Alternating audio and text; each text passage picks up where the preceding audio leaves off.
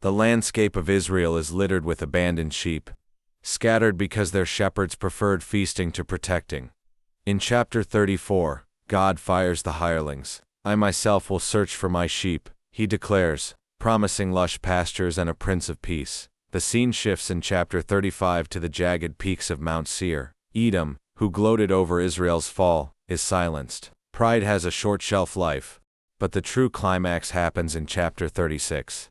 God isn't just fixing the borders, he's fixing the people. He looks at a nation of stony hearts, cold, unresponsive, and dead, and performs a divine transplant. He promises to sprinkle clean water, and replace that granite interior with a heart of flesh, pulsing with his spirit. This isn't a reward for their good behavior.